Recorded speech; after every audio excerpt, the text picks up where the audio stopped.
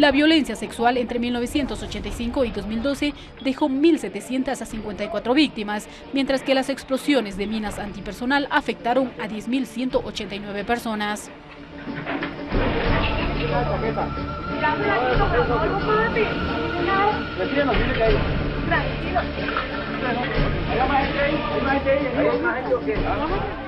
También reportaron 716 acciones bélicas que dejaron 1.344 víctimas, cometidas en un 53% por las guerrillas, en un 22.5% por combates entre insurgentes y fuerza pública, en un 16.8% por enfrentamientos de guerrillas y paramilitares y en un 5.2% por la fuerza pública.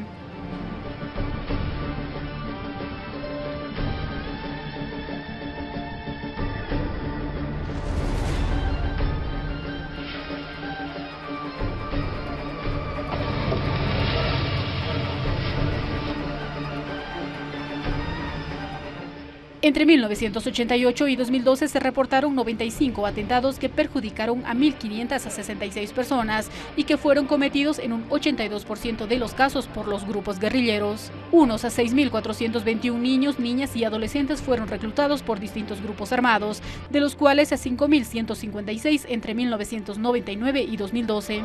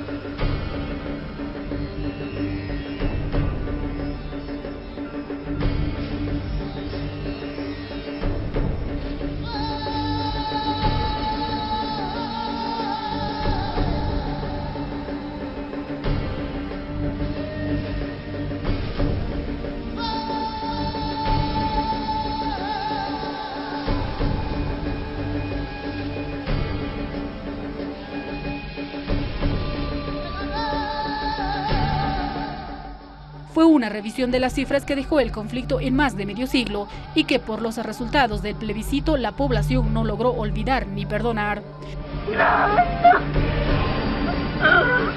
¡Ay, señor, ayúdame, señor! Mi marido, ¿cómo lo dejaron? Como un perro, un perro.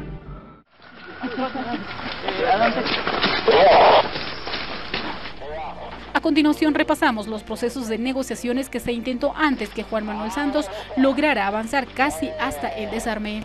La primera vez que las FARC se sentaron a negociar la paz fue en 1984 con el presidente Belisario Betancourt, quien reconoció a la guerrilla como un interlocutor válido para buscar la superación del conflicto armado.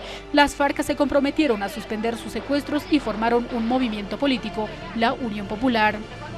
El gobierno de César Gaviria, entre los años 1990 y 94, consiguió que algunos grupos guerrilleros participaran en la Asamblea Constituyente, pero el poder político siguió tratando a las FARC como un grupo de vándalos.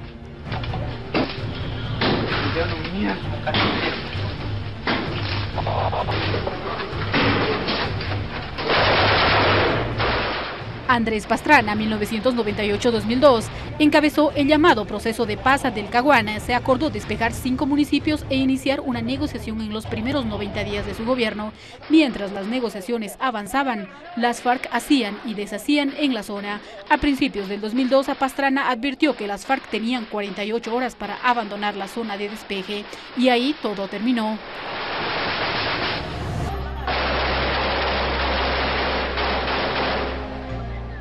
Luego llegó Álvaro Uribe y su política de seguridad democrática, que en la práctica intensificó el combate. En 2008 el gobierno dio un gran golpe a las FARC. En un operativo engañó a la guerrilla para liberar a Ingrid Betancourt, usando vehículos con la identificación de la Cruz Roja. De prisioneros en manos de las Fuerzas Armadas Revolucionarias de Colombia, Ejército del Pueblo. Prensa, me permiten que lo hagamos. Restricciones.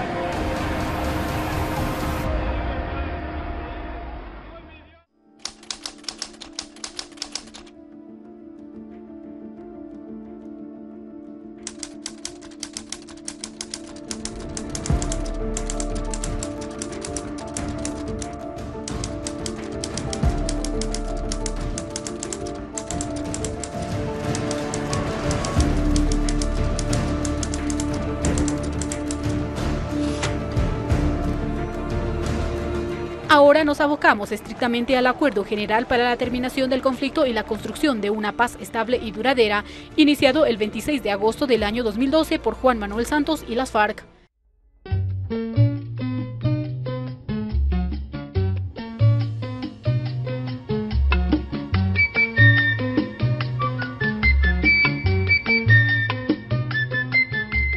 Tuvieron que pasar 52 años de guerra y casi 4 después de crear en La Habana una mesa de diálogos para que el gobierno nacional de Colombia y las FARC anunciaran la culminación de una histórica negociación para poner fin al conflicto armado más antiguo del continente. En la siguiente línea de tiempo resumimos los hitos del proceso de paz. Agosto del 2012, los delegados del gobierno y de las FARC firmaron en La Habana el Acuerdo General para la terminación del conflicto y la construcción de una paz estable y duradera, con Cuba y Noruega como garantes, y Juan Manuel Santos anunció los acercamientos para dialogar. En octubre, ambas partes establecen en Oslo la mesa de diálogos que se instalará en La Habana a partir de noviembre, mismo mes que las FARC declararon un alto el fuego unilateral entre el 20 de noviembre y el 20 de enero del 2013. En mayo de 2013, el gobierno y las FARC anunciaron el primer acuerdo sobre tierras y desarrollo rural. Hacia agosto, las FARC reconocen por primera vez que tienen responsabilidad en las víctimas por el conflicto armado. En noviembre se da el segundo acuerdo sobre participación política de la guerrilla y en diciembre entra en vigor una tregua navideña de las FARC de 30 días de duración. En mayo de 2014 llegan a un tercer acuerdo sobre narcotráfico y cultivos ilícitos. En junio se decide que 5 delegaciones de víctimas asistirán a audiencias con los negociadores en Cuba, y en diciembre las FARC anunciaron un alto el fuego unilateral indefinido que comenzaría el 20 de diciembre. En marzo del 2015, ambos anunciaron un acuerdo para hacer el desminado humanitario conjunto. Entre tanto, Santos suspendió los bombardeos a campamentos de las FARC y en junio se acuerda la creación de una comisión de la verdad. Al mes siguiente, las FARC anuncian un nuevo alto al fuego unilateral durante un mes a partir del 20 de julio y Santos ordena nuevamente la suspensión de los bombardeos contra los campamentos. En septiembre, Santos se reunió en La Habana con el jefe de las FARC, Rodrigo Londoño, y protagonizaron un apretón de manos histórico y además presentaron las bases de un acuerdo sobre justicia. En octubre anunciaron un acuerdo para buscar a más de 25.000 personas desaparecidas y en diciembre se firma el acuerdo sobre víctimas del conflicto, que incluía un sistema integral para la reparación, justicia, verdad y garantías de no repetición. En junio del 2016 se acordó el cese del fuego bilateral y definitivo, la dejación de armas por parte de las FARC y la celebración de un plebiscito como mecanismo de refrendación del acuerdo final, avalado por la Corte Constitucional de Colombia en el mes de julio. En agosto, el expresidente Álvaro Uribe anunció que liderará la campaña por el no. Entre tanto, el gobierno y las FARC definen los protocolos para la dejación de armas y las normas de seguridad en las zonas de ubicación de guerrilleros. El 21 de septiembre, el presidente Juan Manuel Santos declaró el fin de la guerra ante la Asamblea General de la ONU, entregó el acuerdo sobre la terminación del conflicto y el 26 de septiembre se firmó el acuerdo de paz en la ciudad de Cartagena de Indias, con la participación de más de 2.500 personas. Y es en ese sentido que la oposición hizo público estos acuerdos a través de mensajes, a través de spots televisivos, a través de una campaña muy bien organizada, con muy buena iniciativa creativa. Y por ejemplo te decían, nosotros perdonamos pero no olvidamos, y ese no tenía imágenes de las tragedias, los secuestrados, las muertes que han habido en Colombia. Entonces yo me imagino que eso ha influido muchísimo en la gente para que se vuelque el resultado que todos esperaban, que era el sí. Ha habido demasiada confianza de parte del gobierno de Colombia para que gane el sí, y por eso es que se realiza el acuerdo de paz, la firma de paz se realiza antes del plebiscito, porque todo el mundo estaba seguro que iba a ganar el sí, y este resultado por supuesto que ha sido un balde de agua fría para todos. Paradójicamente llegaron jefes de 14 estados y cancilleres de países como Suecia, Noruega, Paraguay, Estados Unidos, Venezuela, Ecuador, entre otros. Sin embargo, el presidente de Bolivia, Evo Morales, no recibió una invitación formal. Al respecto, el Ministerio de Relaciones Exteriores emitió un comunicado aclarando que a pesar de haber expresado el interés del gobierno boliviano de participar en el acto histórico de la firma del acuerdo de paz entre el gobierno colombiano y las Fuerzas Armadas Revolucionarias de Colombia, Ejército del Pueblo, no se recibió la llamada del presidente Santos invitando al presidente Morales. A continuación revisamos las declaraciones del presidente Evo Morales al día siguiente del plebiscito.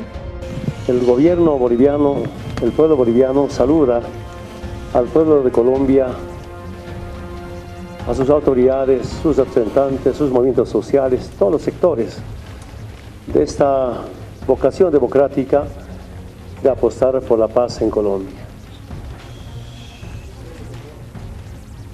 También entiendo que es tan importante la participación de la comunidad internacional para que nuestro continente sea un continente sin conflictos armados. Pero también aprovecho esta oportunidad nuevamente para expresar toda nuestra solidaridad con las familias víctimas de la guerra por más de 50 años.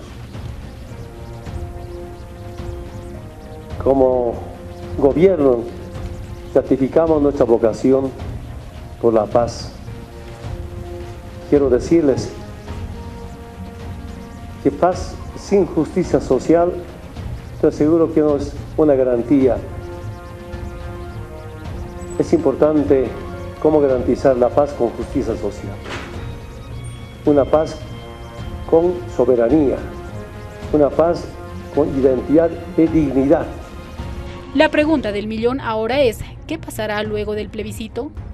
Es complicada, esta situación es complicada porque si está de acuerdo la mayoría de los colombianos con el no, se tiene que replantear las conversaciones en La Habana, se tiene que reformular los acuerdos a los que se ha llegado y las FARC tienen que ceder mucho más de lo que está escrito en los acuerdos. El tema de justicia se tiene que ver realmente qué va a pasar con los guerrilleros, con las personas que tienen sentencias ejecutoriadas y van a ir a la cárcel, van a tener que ceder mucho más. El tema de los escaños no creo que se les sea más fácil entrar al Congreso. En el tema de participación política, ¿verdad? Entonces, aquí hay una nuevas conversaciones en La Habana que se van a iniciar. Ya el gobierno ha enviado una comisión para reunirse otra vez con los negociadores de las FARC, pero ya va a ser un poco difícil de que las FARC tendrán que ceder tanto y me parece complicada la situación de las conversaciones. Y como comandante en jefe de nuestras Fuerzas Armadas, he ordenado el cese al fuego definitivo con las FARC. Se termina así el conflicto armado con las FARC.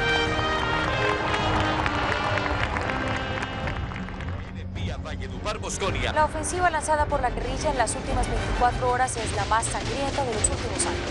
A 45 ascienden muertos por explosión en oleoducto en Antioquia. Ejército acusa al ELN.